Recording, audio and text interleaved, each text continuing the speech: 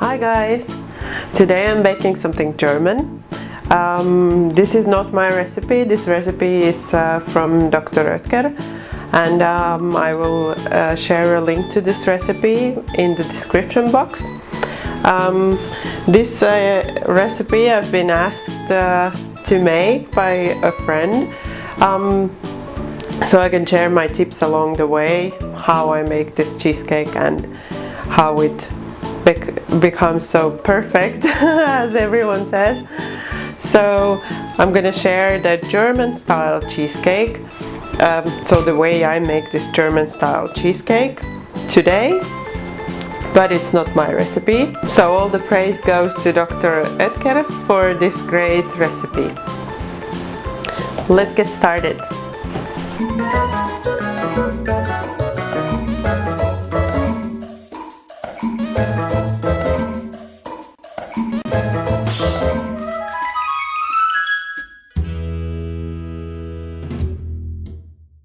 So I have here flour with baking powder. I'll add the sugar and salt to it. Then I'll add the butter, 1 egg,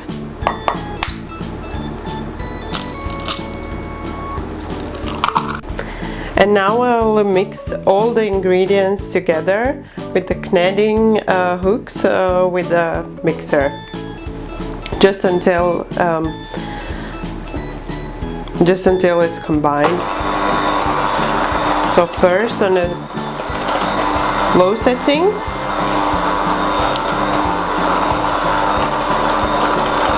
and then you can turn it up.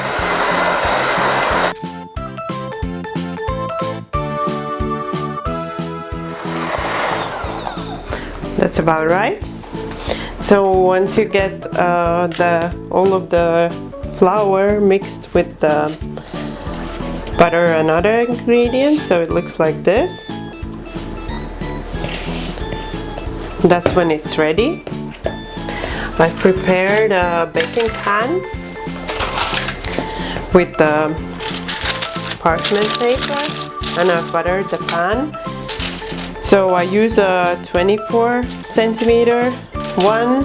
The recipe asks for a 26 centimeter one, so if you want you can use a bigger one. That just means the cake will not be as tall. Sometimes I use even smaller than this one because I like the cheesecake very tall, but this time I will be using this one. Then you want to divide this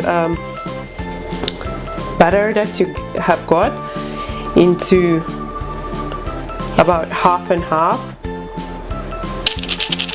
So, and actually in the recipe it says you want to roll it, the batter with the rolling pin, but I find it very difficult to do, and I don't really want to use a rolling pin because I will make that dirty as well. So I just do it like this with the help of the spatula. So now you just want to even the batter out onto the base. I do it usually with a little bit of flour and with just using my hands. Some more flour. So the flour just helps it from sticking to your fingers.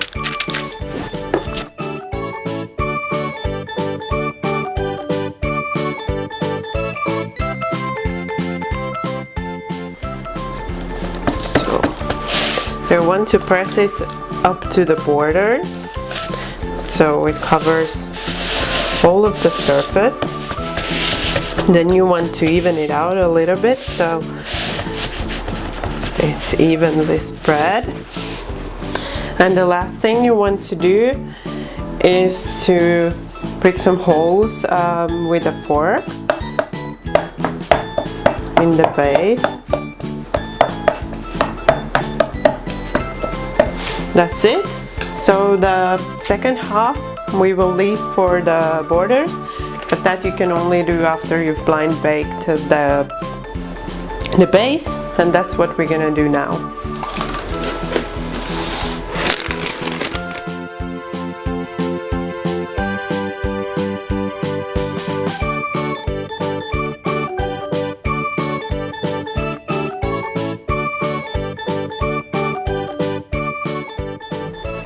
So I have now blind baked the base, and now I want to leave the base to cool completely.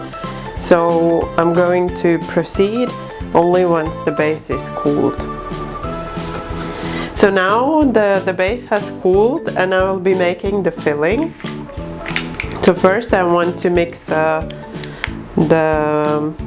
quark.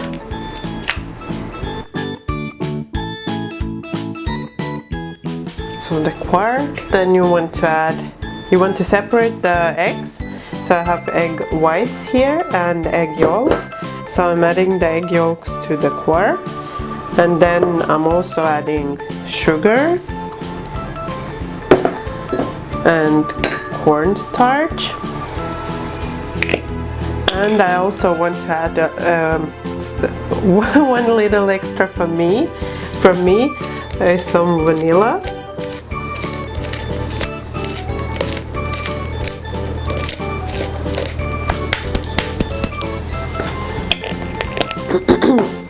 And then I'm going to mix this.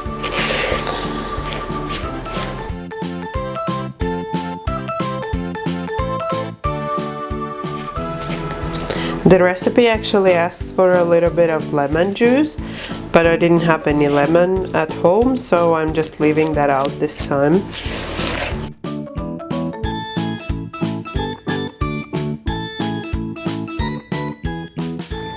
So that's good, like this. And then I'll set this aside, and I will, in a separate bowl, or I just use this measuring cup, I'll be mixing the egg whites.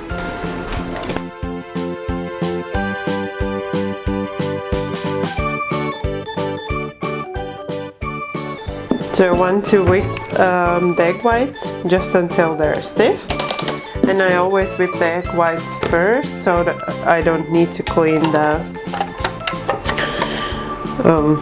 whisk attachment. So then I'm gonna whip the cream, set that aside.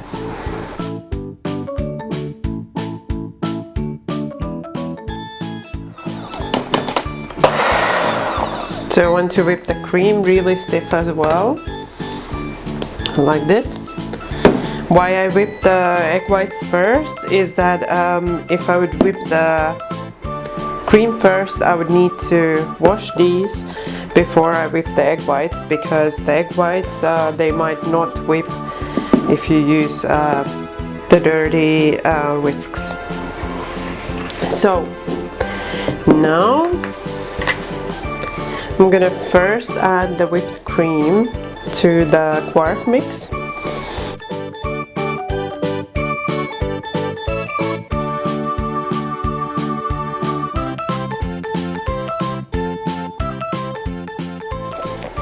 So I want to mix it well, but I don't want to over mix it, so the cream keeps some of the air in it. And also why I'm mixing the cream in first, because I want to keep the air, as much air in the egg whites as I can. So now that I've mixed the cream, I'm adding the egg whites. And here you want to try to mix as little as possible. Of course you want the egg whites to be combined, but you also want to keep some of the air. So I'm just folding.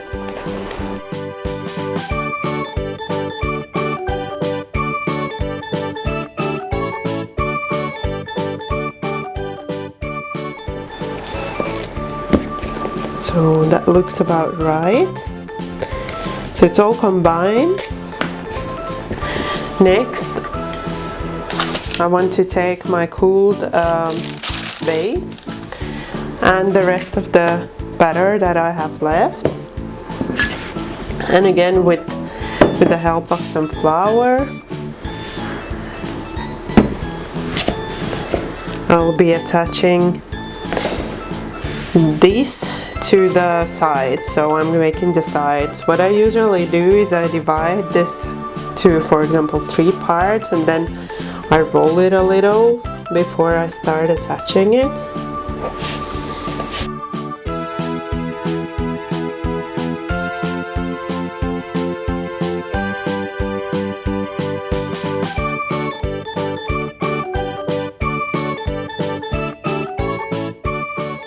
Take the mix that I've prepared, the quark mix, and I just pour it in.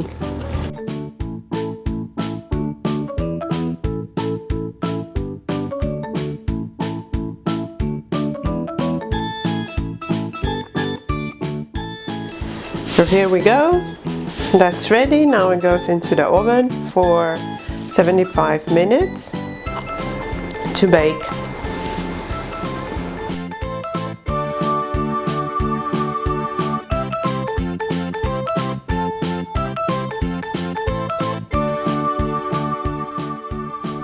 I hope you like this recipe as much as I do, and I hope you like this cake as much as everyone seems to like it.